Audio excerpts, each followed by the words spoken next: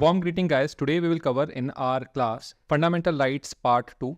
In this class, I will be basically covering Article 20 to Article 30, and we will cover that what are the basic meanings behind these articles and why the constitutional makers included them in the Part 3 of the Constitution of India, which is the fundamental rights. So let's begin. Fundamental right of freedom is from Article 20 to 22. Rights against exploitation is in Article 23 and 24. Fundamental freedom of religion is in Article 25 to 28. 29 and 30 deal with cultural and educational rights. Right to property is in Article 31. Constitutional remedies are given in Article 32, and other important articles are given hereafter.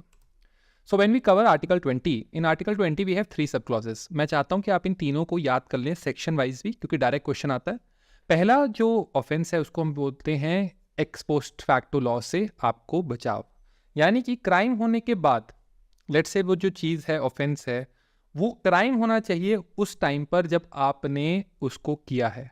आपने कोई काम किया उसके बाद सरकार उसको crime नहीं बना सकती. लेट्स से मैंने आज ये बिटकॉइन है, ये मैंने आपको दिया. बिटकॉइन देना अभी लीगल है, मतलब आप बिटकॉइन दे सकते हैं एक दूसरे को, ऐसे कोई क्रिमिनल ऑफेंस नहीं है. टैक्सेशन है उस पर बट क्रिमिनल नहीं है.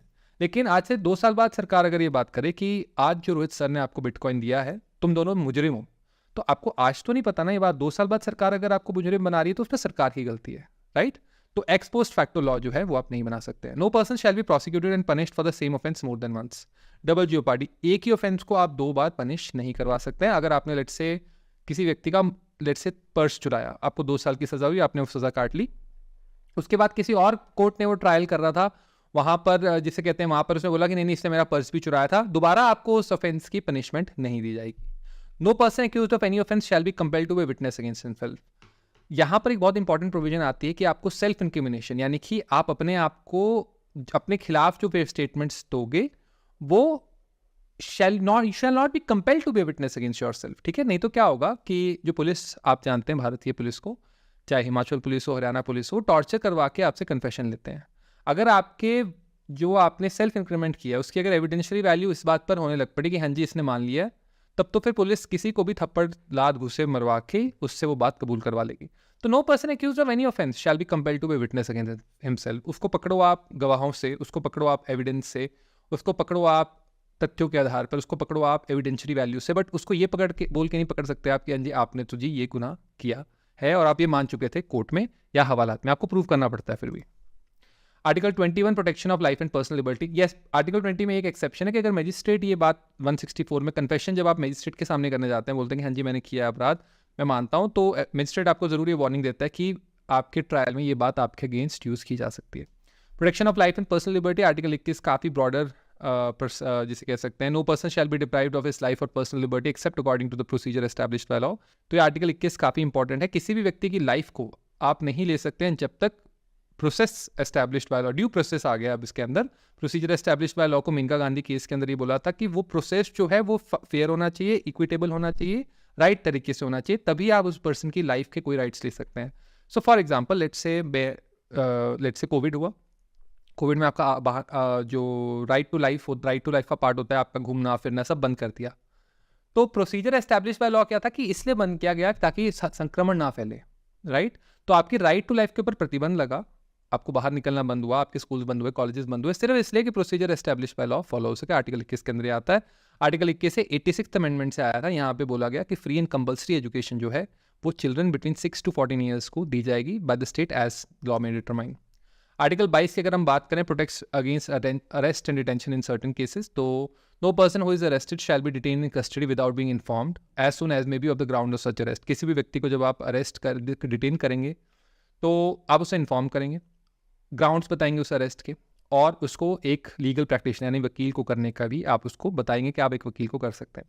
Every person is arrested and detain in custody shall be produce before the nearest magistrate. Nearest magistrate के सामने आप लेके जाएंगे, 24 आवर्स देंगे, और जो भी चीज़ उसको मजिस्ट्रेट तक जल्दी ले जा पाए वो आप करेंगे. और उससे ज़्यादा जो है shall be beyond the set period without the authority of magistrate. 24 घंटे से ज़्यादा आप नहीं रख सकते अनटिल एंड अनलेस मजिस्ट्रेट आपको वो पावर देता है.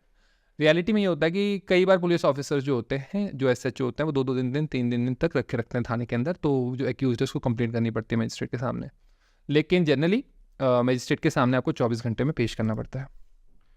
Nothing in this clauses 1 and 2 shall apply to any person who for the time बिगिन एनिमी एलियन. पाकिस्तान के साथ वॉर चल रही है, चाइना के साथ वॉर चल रही है, तो एनिमी एलियंस के ऊपर नहीं आता है.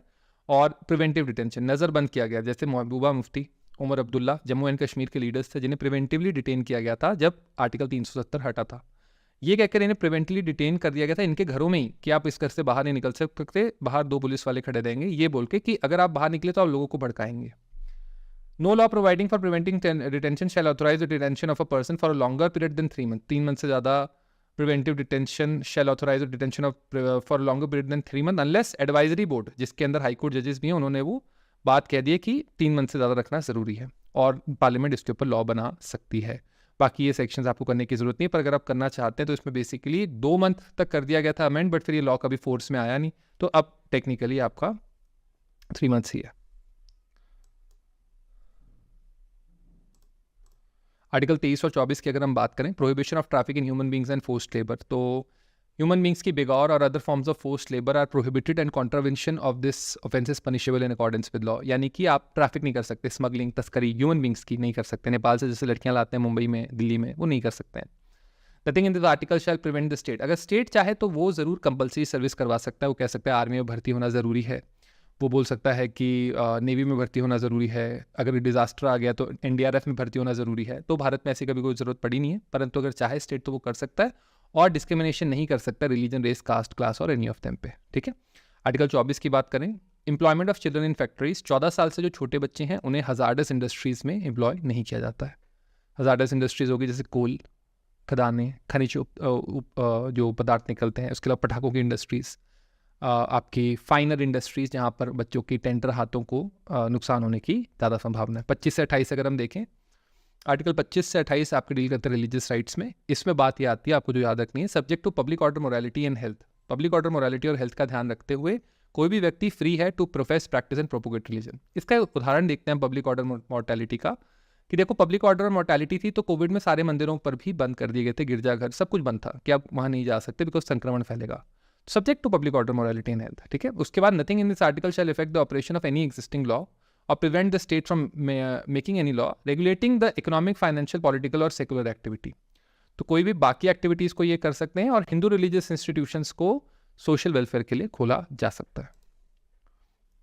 वियरिंग ऑफ कृपान को इसमें इंक्लूडिंग ऑफ सिख रिलीजन मान लिया गया है, और सिख, जैन, बुद्धिस्ट रिलीजन जो है ये हिंदू रिलीजन के अंदर ही माने जाएंगे विद रिगार्ड टू आर्टिकल 25। 26 की अगर हम बात करें, हर एक रिलीजियस इंस्टीट्यूशन को फ्रीडम टू मैनेज हर religious affairs, to establish and maintain institutions of religious and charitable purposes, to manage its own affairs in the matter of religion, to own and acquire movable and immovable property and to administer such property in accordance with law. So बहुत simple है, ये भी public order, morality और health को मद्देनजर रखते हुए।